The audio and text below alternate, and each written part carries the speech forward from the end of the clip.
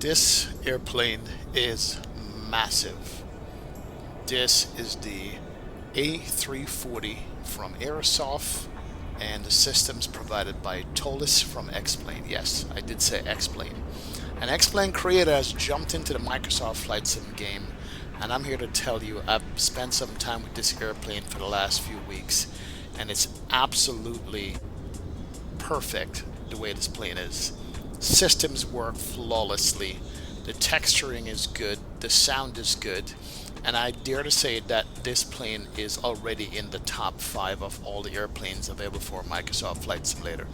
This is the A340-600 Pro from Aerosoft in combination with Toliss, and I'm here to talk about the airplane and how good I believe this airplane is.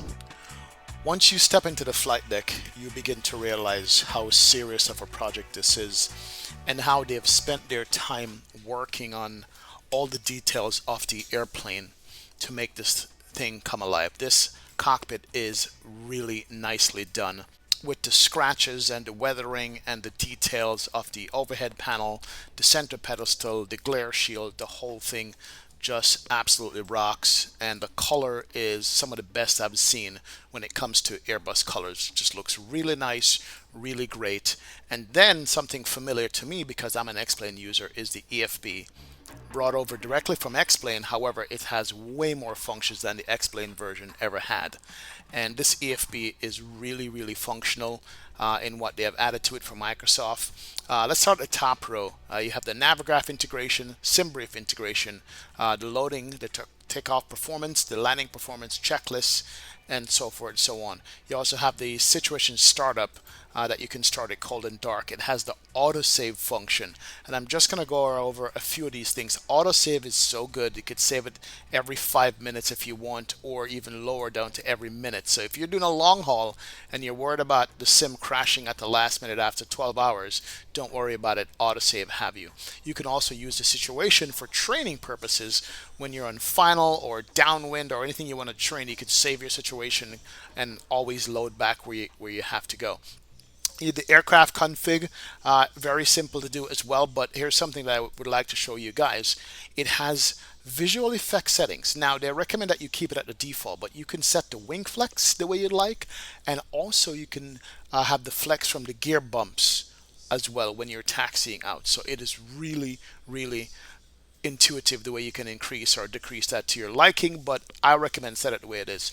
Sim rate, you can also do that as well. You can age the aircraft or you can age the engines or to brand new. It's up to you. That's all in there. Ground services with your pushback and your ground power and your chocks and your air, or you can also leave the doors in auto if you need to. Of course it has faults. It has many different faults in areas that you can add. There are pages and pages and pages of custom faults you can add to this if you want to do some real training on it, I suppose. And also you could have Hoppy logon, SimBrief integration, of course, and different things in the EFB. That is really nice. And also it also have the brightening of the screens that you can do. You can brighten up the screens, or you can lower the screens, or you can turn off the screen. And the actual buttons on the EFP works for that. So you could power it off, or you can go brighter or you can dim that out. Look at that. It's actually on the side of the EFB where you can do that stuff. Pretty good. Or you could just turn it off completely or turn it back on. Really nice. But let's go power this thing up. I'm not going to talk too much. Listen to the sounds of it. We have external power available. So if we go battery 1, battery 2, and APU battery, and external A, external B, really nice as she fires up, and go through all her self-tests. The systems in this plane is rock solid. It really and truly is, and that's testimony to Toliss bringing over what they had in X-Plane, which we know worked in the X-Plane A340. They brought it to Microsoft and added some extra stuff to it as well, and everything in this airplane works as far as I've tried. Nothing has failed me yet. I already have my throttle mapped to my wing control throttle. My flap handles, speed brake handles are all mapped there and easy to set up, including my engine start switches as well. Those are mapped 1 and 2, 3 and 4. My selector switches, very easy to do. Park brake, is already mapped with all the wing hardware that I have. So if you have the wing hardware, I'm here to tell you that it's easy to map those things. Let's go ahead and start up the APU here, and we'll do the APU master. We'll listen to some sounds off the airplane, and we'll take it for a little circuit. But really, really well done. Alright, let's go for a APU start on this. Let's go outside and listen to the APU sounds.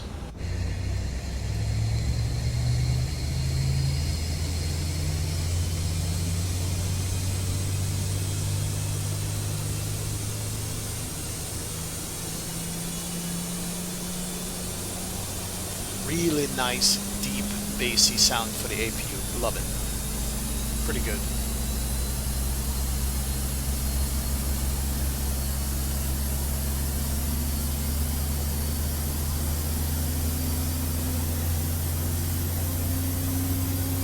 And you can hear the entire sequence of the sounds on it.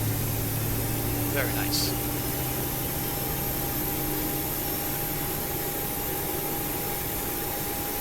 Awesome.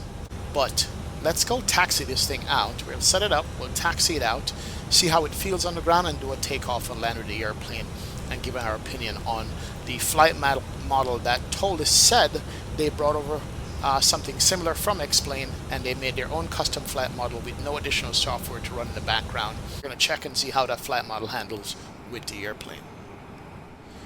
No specific set GSX profile as far as I know, but it does work with GSX for the pushback,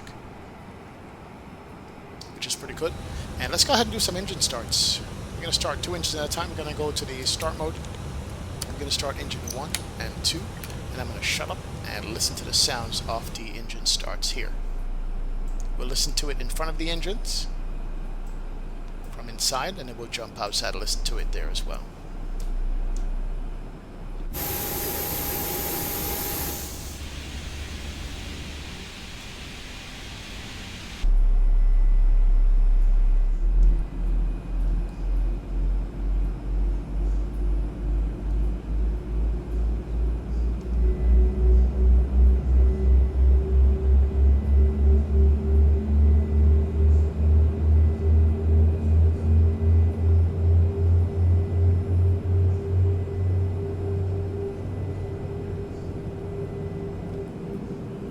And the engine starts are ever so quiet, but right at the firing point with the fuel introduction, you can hear the engines roll up, which is pretty nice. I love that. Alright, let's go start the other 2 engine here. Let's go 3 and 4 to start. And we can listen to those here as well. Please set parking brakes. Go behind the engines to listen to it, where it sounds the best on startup.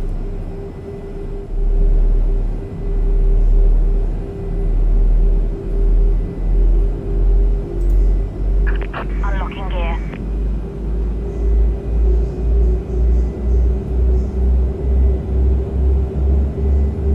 Now there's a delay in the start sounds, but once it starts up, it sounds really good. And I love that Doppler effect, that boom, boom, boom sound that it makes. Tow truck disconnected. It's really nice. Bypass pin removed. It really gives you a sense of a large size aircraft when it's done. Let's go check the flaps, see what that sounds like.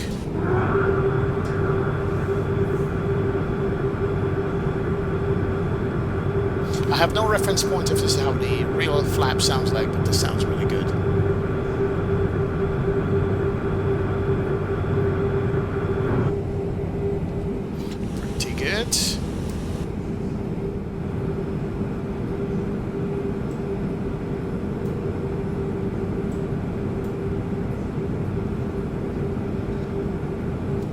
Massive airplane. Alright, and just to go ahead and turn off the APU. Ground power switch over is good. Let's go with taxi lights. And we're going to do a taxi out because a couple of things I want to show you on the taxi here to begin with, which is really, really cool.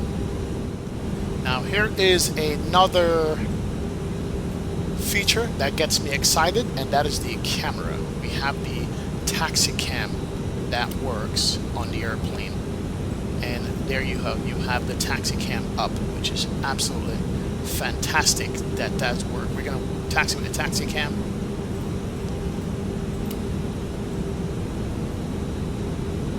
Also, you can put the cam here as well in the center.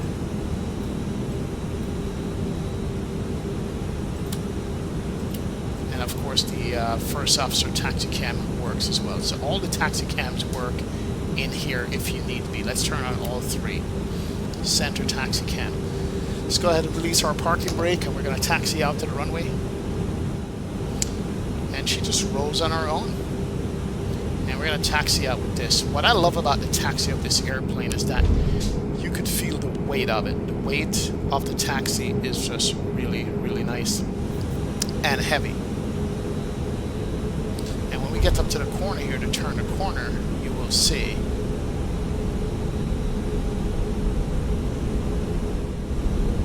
as you can tell, you can see the ground moving with the taxi cam right there, so it's not just cosmetic. And as we go to make this left turn here, you apply tiller, and the aircraft takes a while, so you got to watch your speed in the taxi. It's not light by any means. You got to also be mindful of your wingspan where you are when you're taxiing, so the ground feels so heavy when you're taxiing out the airplane. So you're getting that heavy ground feel on here, which is pretty good. With the taxi cam, you could see the nose wheel moving in the taxi cam. As I move left, notice the nose wheel is moving also as well. That is nuts. You can see the nose wheel moving as I run over the taxiway markings here. She is a big, heavy airplane, and she feels that way when you move it.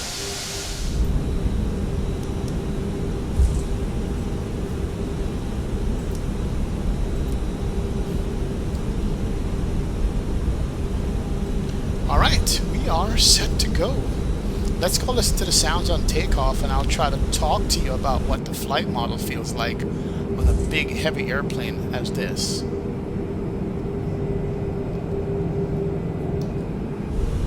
And I'm going to shut up during the takeoff so you guys can hear exactly what it sounds like.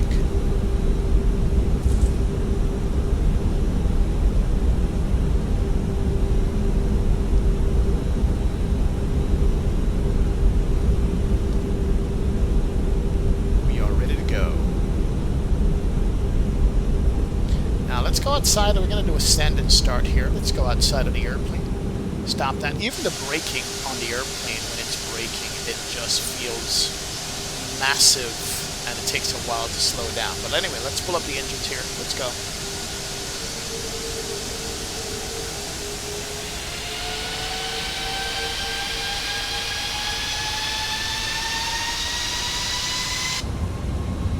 Here we go. Flex 66. Now it takes a while to build up speed. That's how heavy the airplane is. It takes a while to build the speed up. It just does. But it's rolling. We're already at 100 knot. Doesn't seem like it. 140.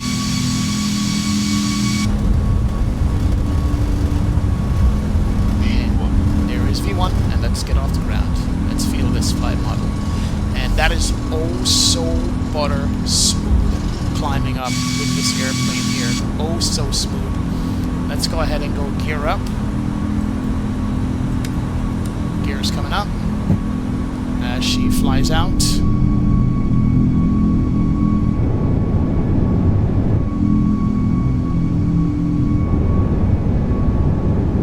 And let's go ahead and do our first turn. Let's go climb mode. That climb mode sounds really good. Engine reduction speed. And we're going to climb it. We're almost at 3,000 already on that climb. And we're going to do a quick downwind leg here on this. And fly that downwind and come back and land. Let's go ahead and make it at 3,000. I'm going to hand fly the entire thing. So we're hand flying it right now, and I can tell you, the response of the airplane is, how should I describe that to you? It's not light, but it's nimble. Let's go get our flap up there. The roll feels so good. It's so responsive, but still there is some weight and inertia behind the rolling of the airplane that I love. During my testing and flying this airplane, it is very stable in the handling, very stable in the landing. I even love the flare of this airplane and how it performs. Performs really nice. I think Aerosoft and Toliss came together and make a really exceptionally good A340-600. But let's go take it for a landing and see what the landing looks like. We can wrap it up and give you my full final thoughts on it. Let's go. 500. Slightly low, slightly off center. We will make do.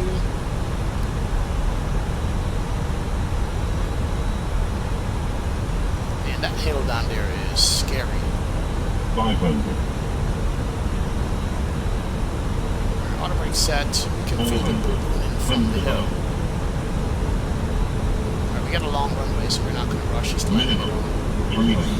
Landing. Watch your sink rate. 200.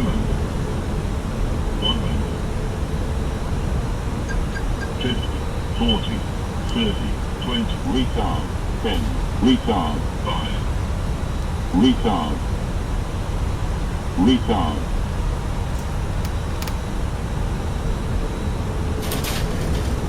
She is. And reverse. And slow down. Floated it there a little bit, but she touched down nice and smooth. Love that. Let's go clean up. Listen to those flaps coming up. So my overall take on this airplane, that it is a nicely executed plane with the combination of Aerosoft on the graphics and Toliss on the systems of the airplane. Very well done systems, very robust. I have not had any kind of crashes or stutters. It's very good in frames. The frames on this airplane is very good. So it is a very frame-friendly airplane. And that is a major thing with an airplane that is as high fidelity as this one, is getting good frames on it. And I enjoy that. So all in all, Toliss and Aerosoft has knocked this one out of the park. Very good entry into Microsoft Flight Sim 2024 and 2020. You won't be disappointed with this airplane. It's actually a very solid release, and I'm here for it. I love it. Enjoy, guys. Thanks for joining me on this video. Have a great one.